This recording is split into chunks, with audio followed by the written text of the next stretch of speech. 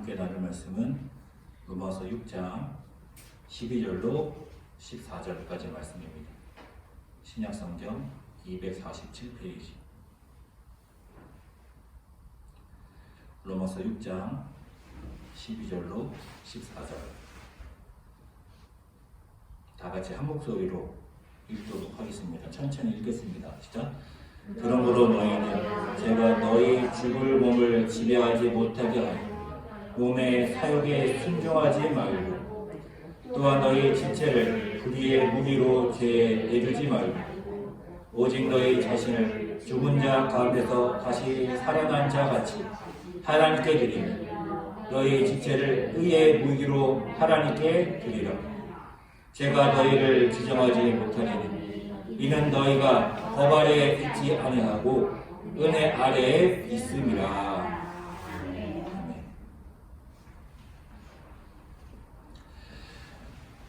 오늘 말씀은 우리가 로마서 6장 1절부터 말씀을 쭉 봤는데요.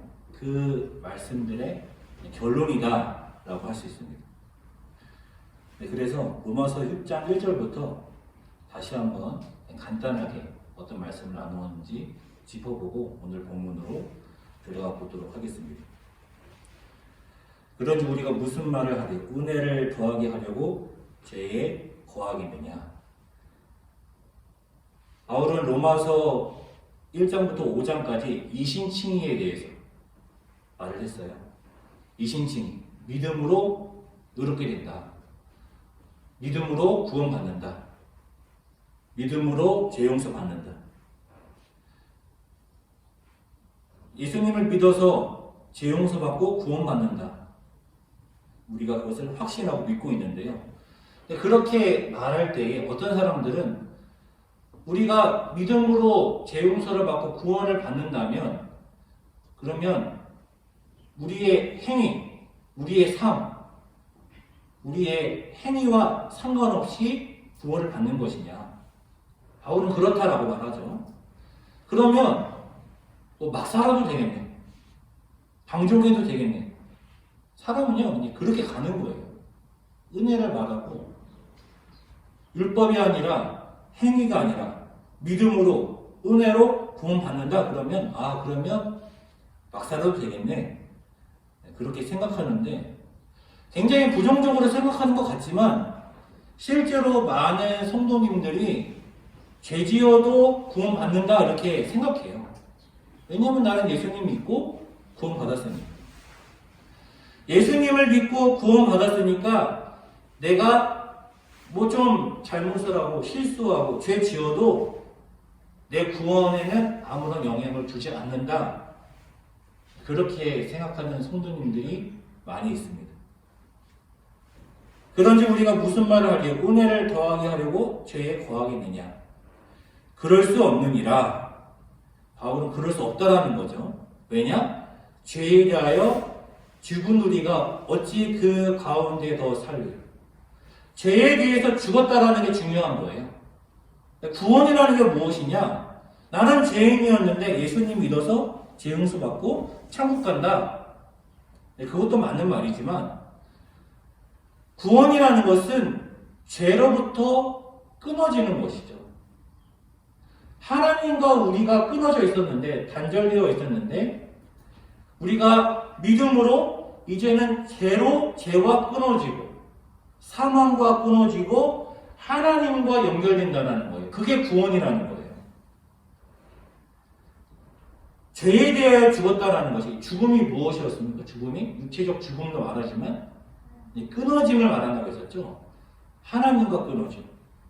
죄에 대하여 죽었다는 것은 죄와 우리가 끊어졌다. 그러니까 더 이상 우리가 죄 가운데 살 수가 없다라는 거예요. 로마서 6장 2절이 굉장히 중요하고 모든 걸 다 말하고 있다 할 수가 있는 것이죠. 완전히 이해하셨죠?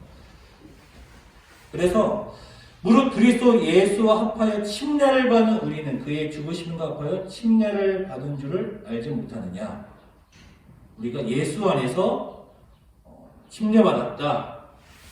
제사함 받았다, 회심했다, 뭐 그런 말이라고 했었죠. 그러므로 우리가 그의 죽으심과 부활 침례를 받음으로 그와 함께 장사되었나니 이는 아버지의 영광으로 말미암아 그리스도를 죽은 자 가운데서 살리신 같이 우리로 또한 새 생명 가운데서 행하게 하려 함이라. 예수님의 죽으심, 예수님의 장사하심이 그냥 인간의 죽음과 같지가 않아요. 왜냐하면 예수님은 죽으신 것으로 끝나신 것이 아니라 부활을 하셨거든요. 그 전까지 그런 사건은 없었어요. 그 전까지는 죽으면 끝이었어요. 그런데 예수님께서 죽음으로써 끝난 것이 아니라 예수님은 부활하셨죠.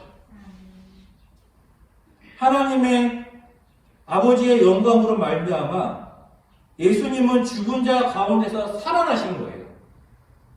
그리고 그 예수님의 살아나심이 우리들과도 상관이 있는 것이죠. 예수님의 살아나심으로 우리도 새 생명 가운데 행할 수 있게 된 거예요. 그전에는 그럴 수가 없었죠. 왜냐하면 하나님과 끊어져 있었으니까. 하나님과 끊어져 있었기 때문에 새 생명 가운데 행할 수가 없었는데 이제는 죄와 끊어지고 하나님과 연결되었기 때문에 새 생명 가운데 행할 수 있게 되었다는 거예요. 만약 우리가 그의 죽으심과 같은 모양으로 연합한 자가 되었으면 또한 그의 부활과 같은 모양으로 연합한 자도 되리라. 로마서 6장에 무엇을 말하고 있느냐? 죄 지어도 된다고? 방탕해도 된다고? 막 살아도 된다고? 아니야. 그럴 수 없어. 그럴 수 없음을 말하고 있는데요. 또한 무엇을 말하고 있냐면 부활 소망을 말하고 있습니다. 그러니까 지금 바울은 두 가지를 말하는 거예요. 우리가 더 이상 죄에 머물 수 없음과 부활 소망. 이것은 또한 연결되어 있는 것이죠. 부활 소망이 있기 때문에 죄에 거할 수가 없는 거예요. 우리가 그의 죽음심과 같은 모양으로 연합한 자가 되었으면 그의 부활과 같은 모양으로 예수님과 같은 부활의 모양으로 우리도 부활하게 될 것이다. 근데 그때 우리가 무슨 말씀을 나누었습니까? 이것이 이미 이루어진 사건입니까? 앞으로 이루어질 사건입니까? 앞으로 아직은 이루어지지 않았고 앞으로 이루어질 사건이에요. 미래의 사건이에요. 그러니까 소망하는 것이죠. 이미 우리들 가운데 이루어졌는데 소망할 게 무엇이 있어요? 우리가 주님의 부활하심에 같은 모형으로 연합함을 소망하는 거예요. 믿고 소망하는 거예요. 확신하는 거예요. 우리가 알거니요. 우리 옛사람이 우리가 꼭 기억해야 되는 것이 첫 번째는 무엇이냐? 우리는 죄로부터 끊어졌다. 죄에서 죽었다. 이것이 우리가 꼭 기억해야 되는 것이고 두 번째는 무엇이냐? 우리의 옛사람이 예수님과 함께 십자가에 못 박혔다. 예수님도 성육신 하셨기 때문에 예수님도 배가 고프셨고 예수님도 옷이 필요하셨고 예수님도 주무셔야 했어요. 그것도 예수님에게 굉장히 중요한 문제였어요. 예수님도 배가 고프셔서 배고파 죽겠다. 그런 생각 하셨을 것이고 그렇게 말하실 수도 있단 말이에요. 아이고 배고파 죽겠네. 예수님도 피곤하셔서 예수님도 쉬셔야 하셨고 예수님도 주무셔야 했어요. 우리와 같이 예수님에게도 생존의 문제가 중요했단 말이에요. 그런데 예수님에게 생존의 문제가 중요했지만 예수님이 먹고 사시려고 이 땅에 오셨냐고요. 예수님이 생존하시려고 이 땅에 오셨냐고요. 아니면 예수님이 성공하시려고 이 땅에 오셨냐고요. 명예를 얻으려고, 권세를 얻으려고 이 땅에 오셨냐고요. 예수님은 왜 오셨습니까? 십자가 지시려고 오신 거예요. 예수님에게 생존이 중요했지만 예수님은 십자가 지시려고 오신 거예요. 우리들에게도 생존이 중요하지만 생존보다 더 중요한 게 있는 거예요. 여전히 생존에 목매어 있고 여전히 내 욕심에 함몰되어 있어서 그냥 내 뜻, 내 욕심, 내 욕망, 내 성공, 내 자랑 그것만을 위해 산다면 아직도 우리는 옛사람인 거예요. 그 옛사람이 십자가에 못 박혔다. 달리 말하면 우리는 죄와 끊어졌다. 그러니까 죄는 뭡니까? 죄는 옛사람의 모습으로 살아가는 것. 나를 위해 살아가는 것. 내 욕망을 위해 살아가는 것이 옛사람이란 말이에요. 우리의 옛사람이 예수님과 함께 십자가에 못 박혔기 때문에 죄의 몸이 죽어 다시는 우리가 죄에게 종노릇하지 아니하라 합니다. 죄는요, 그리고 사망은 어떤 권세, 세력과 같이 영향을 끼친다라고 했었죠. 하나님도 우리에게 영향을 끼치시고 죄도 우리에게 영향을 끼치는데 죄의 영향이 끊어지고 하나님으로부터의 영향으로만 살아가야 된단 말이에요. 이것이 죄에게 종노릇하지 않는 거예요. 그래서 우리는 이는 죽은 자가 죄에서 벗어나 의롭다 하심을 얻었습니다. 우리가 꼭 기억해야 되는 거, 우리는 죄로부터 죽었다. 우리의 옛사람은 십자가에 못 박혔다. 옛사람의 모습이 무엇이냐 꼭 기억해야 하고요. 만약 우리가 그리스도와 함께 죽었으면 또한 그와 함께 살 줄을 믿노니 미래 사건이란 말이에요. 그와 함께 살 줄을 믿는다. 확신한다. 소망한다. 이는 그리스도께서 죽은 자 가운데서 살아나셨으면 다시 죽지 아니하시고 사망이 그를 주장하지 못할 줄을 알미로다. 그가 죽으심은 죄에 대하여 단번에 죽으심이요. 예수님은 사람이셨기 때문에 죽으신 거예요. 그런데 우리들의 죽음과 뭐가 다르냐? 우리는 죄 때문에 죽는 것이고요. 예수님은 죄의 권세를 이기시기 위해 죽으신 거예요. 그래서 예수님께서 죽으셨을 때 하나님께서 살리시니까 더 이상 예수님은 죄의 권세 아래 사망의 권세 아래 있지 않는 거예요. 그래서 예수님은 영원히 사시는 거예요. 예수님의 죽으심은 죄의 권세, 사망의 권세를 무너뜨리는 승리하는 단번에 죽으십니다. 우리는 죄의 권세, 사망의 권세를 못 이겨요. 우리 보고 이기라고 하면요, 우리는 무조건 지는 거예요. 그런데 예수님께서 이기시고 그 승리를 그냥 우리에게 주신 거예요. 우리가 이길 필요가 없고 예수님께서 승리하심으로 우리는 승리한 것이죠. 그런데 이제 11절이 중요하죠. 11절. 지난 시간 마지막 절이었죠. 11절. 이와 같이 너희도 너희 자신을 죄에 대하여 죽은 자, 그리스도 예수 안에서 하나님께 대하여는 살아있는 자로 여길지어다. 죄에 대하여는 죽은 자. 우리가 꼭 기억해야 되는 거라고 했었죠. 여러 번 반복되었으니까. 죄에 대하여 죽었다는 것은 죄로부터 끊어졌다. 예수님께 대하여는 예수님 안에서 하나님이 되어 있는 살아있는 자, 죄로부터는 끊어졌고 하나님과는 연결되었다.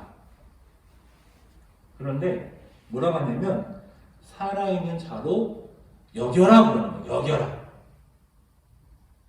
너는 죄로부터 끊어졌고 하나님과 연결되었다가 아니고 살아있는 자로 여겨라. 그러면 여겨라라는 것이 무엇일까? 지난 시간에 나누었지만 이제 12절부터 살아있는 자로 여겨라라는 것이 무엇인지 나와요. 넘어가 보죠. 그러므로 앞에 걸 다 복습했습니다. 이제 결론이에요.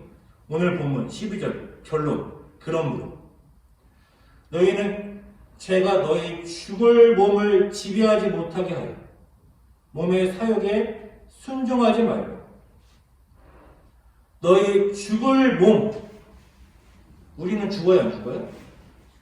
죽습니다. 죽어요. 그러니까 우리는 지금부터요, 죽을 때까지의 때가 있어요. 그 때가 있는데, 죄가 우리가 죽을 때까지 죄로부터 지배받지 못하게 하래. 그리고 몸의 사욕에 순종하지 말래. 자, 이 말은 무슨 말이냐면요. 이 말은 죄가 우리들을 지배할 수 있다라는 거예요. 그렇죠? 죄가 너희를 지배할 수 없다라고 말하지 않고 죄가 너희 죽을 몸을 지배하지 못하게 하라라고 하잖아요. 그러니까 그 말은요. 죄가 우리의 몸을 지배할 수 있다라는 거예요. 그리고 몸의 사욕에 순종하지 말라는 것은 몸의 사욕에 순종할 수 있다라는 거예요. 우리의 몸의 사욕, 우리가 욕망하는 것, 우리가 무엇을 욕망하는가? 기본적으로는 생존을 욕망해요.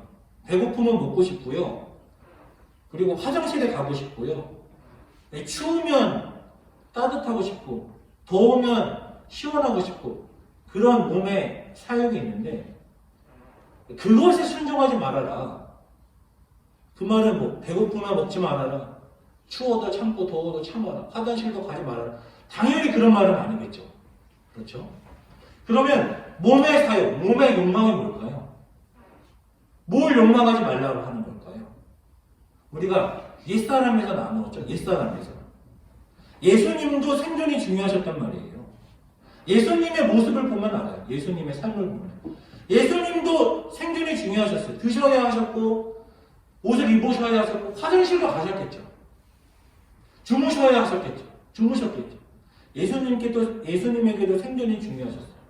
근데 예수님이, 성공하고 싶다. 부자 되고 싶다. 유명해지고 싶다. 그러셨겠냐고요. 예수님은 무엇을 위해 하셨어요? 십자가, 그러니까 하나님의 뜻을 위해 사셨어요. 자기의 뜻이 아니라. 예수님은 자기의 뜻이 아니라 하나님의 뜻을 위해 살았어요. 우리들이 생존하는 것도 중요하고 돈 버는 것도 중요하죠. 돈 버는 것도 중요하고 재테크도 중요하죠. 노후를 준비하는 것도 중요하죠. 중요하고 해야 되는 거예요. 그런데 그것보다 더 중요한 게 있는 거예요. 그것보다 더 중요한 게 있는 거예요.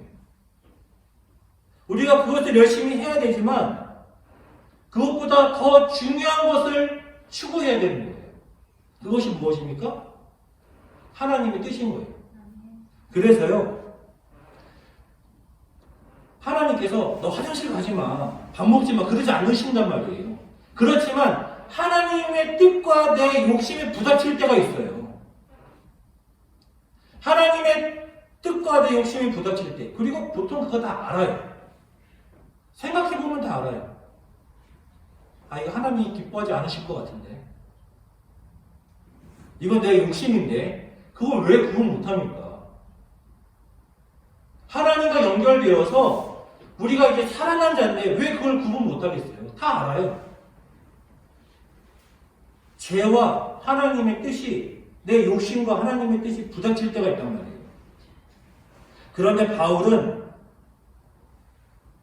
하나님의 뜻을 저버리고 몸의 사욕을, 죄의 지배를 받을 수 있다는 거예요.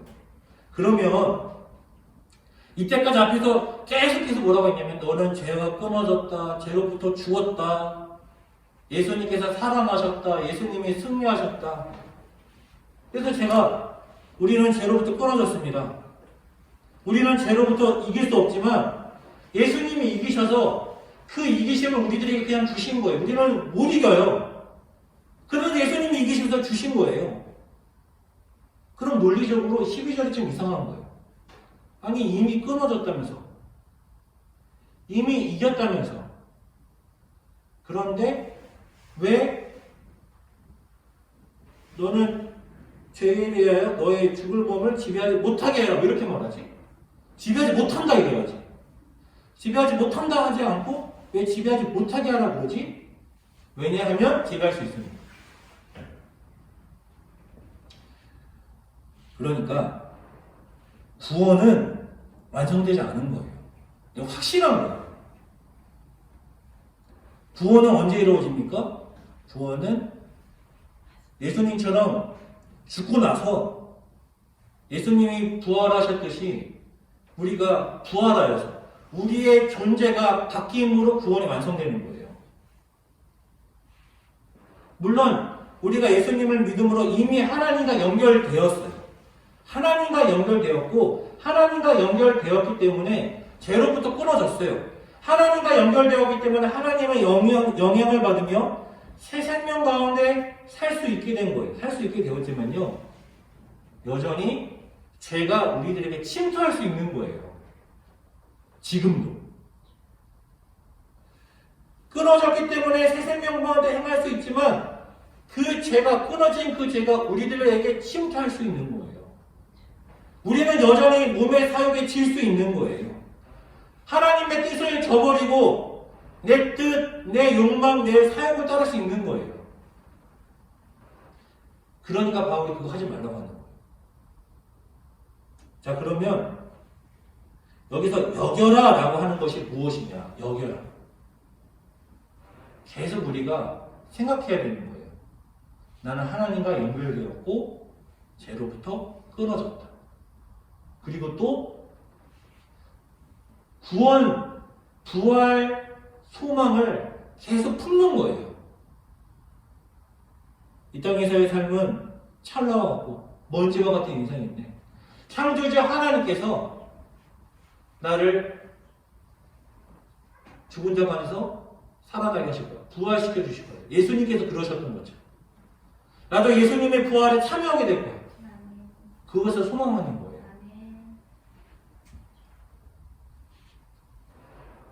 우리가 당장 눈앞에 있는 몸의 사욕, 눈앞에 있기 때문에, 보이기 때문에 어떨 때는요, 부활 소망보다 더 커 보일 때가 있어요. 그러니까 부활 소망을 저버리고 하나님의 뜻을 저버리고 몸의 사욕에 순종하게 되는 것이겠죠. 그게 더 커 보이게. 우리가 하나님의 뜻을 욕망할 수도 있는 거잖아요. 하나님께 인정받고 싶다. 하나님의 뜻대로 살고 싶다. 그렇게 욕망할 수도 있는 거잖아요. 그런데 내 몸의 사욕이 눈앞에 보이는 썩어질 것이 더 크게 보이고 하나님의 뜻이 작아 보이고 부활의 소망이 작게 느껴져서 아예 그냥 기억에 잊혀져 버려서 몸의 사욕을 따를 수 있어요. 구원이 완성되지 않았다는 것을 기억해야 됩니다. 심지어 그러면 죽을 몸의 지배를 당하고 몸의 사욕에 순종하면 어떻게 되겠습니까? 구원받지 못한 거예요. 새 생명 가운데 살지 않는 거예요. 또한 너희 지체를 불의의 무기로 죄에 내어주지 말고 오직 너희 자신을 죽은 자 가운데서 다시 살아난 자 같이 하나님께 드리며 너희 지체를 의의 무기로 하나님께 드리라. 예수님도 예수님의 삶을 하나님께 드렸습니다. 예수님은 욕망을 따라 살지 않으시고 하나님의 뜻을 위해 사셨어요. 왜 예수님이 유혹이 없었겠어요? 사랑이 예수님을 유혹하잖아요. 십자가 지기 전날 밤에 고민하시잖아요. 예수님도 있으셨다니까요. 그런데 예수님은 자기의 몸의 사욕을 따르지 않고 하나님의 뜻을 따르신 거예요. 하나님께 드린 거예요.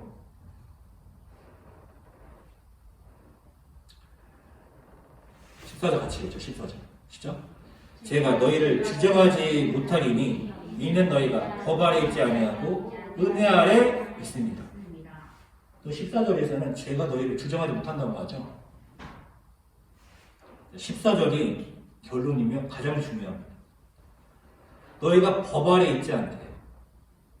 그리고 은혜 아래 있대. 여기서 법은 모세율법입니다. 모세율법. 그러면 모세율법은 누구랑 연관되어 있는 거예요? 이방인하고는 아무 상관이 없어요. 어차피 모세율법은 유대인 거예요. 하나님이 유대인에게만 주셨어요. 자, 하나님이 아담에게 명령하셨죠. 하나님은 아담에게도 율법을 주셨어요. 명령하셨어요. 근데 아담이 불순종하였고 그 죄로 말미암아 사망이 들어왔어요. 하나님과 끊어졌어요. 그래서 아담부터 모세까지 율법이 없는 시대란 말이에요. 하나님과 끊어진 시대. 그러면 당연히 실패할 수밖에 없죠. 하나님으로부터 아무런 영향을 받을 수 없고 하나님과 끊어진 상태니까 당연히 죄의 권세에게만 영향을 받고 몸의 사역을 위해서만 산단 말이에요. 그래서 그것이 아담부터 모세까지예요. 근데 하나님께서 이스라엘을 출애굽시키시고 광야에서 이스라엘에게 율법을 줬어요. 하나님과 연결되어 있어요. 이제 유대인들은 하나님의 뜻을 알아요. 그런데 하나님의 뜻 안에 살지 않았죠. 이미 바울은 유대인들이 실패했다라고 말했단 말이에요. 일반화 시켜버렸어. 유대인들은 모두 실패했다. 물론 모두 실패하지는 않았죠. 모두 실패하지 않았지만 일반화에서 유대인들은 모두 실패했다. 그러니까 율법 아래에 있다고 되지 않는 거야를 말하는 거예요. 유대인들 실패했잖아. 하나님이 이스라엘을 출애굽시키시고 율법도 주시고 할례의 언약도 주셨는데 유대인들 실패했잖아. 그러니까 율법으로는 안 되는 거야. 그래서 하나님이 어떻게 하십니까? 예수님을 보내셔서 은혜의 법을 주시는 거예요. 그리고 이 은혜의 법은 유대인에게만 해당하는 것이 아니라 유대인에게요 또한 이방인에게까지 해당하는 거예요. 그러니까 은혜는 율법은 유대인들에게만 해당하지만 은혜는 우리 유대인을 포함한 우리 모두에게 해당하는 것이고 율법은 실패했어요. 그러니까 우리는 더 이상 율법 아래 있지 않고 예수님 시대 이전에 있지 않단 말이에요. 예수님 시대 이후에 있는 거예요.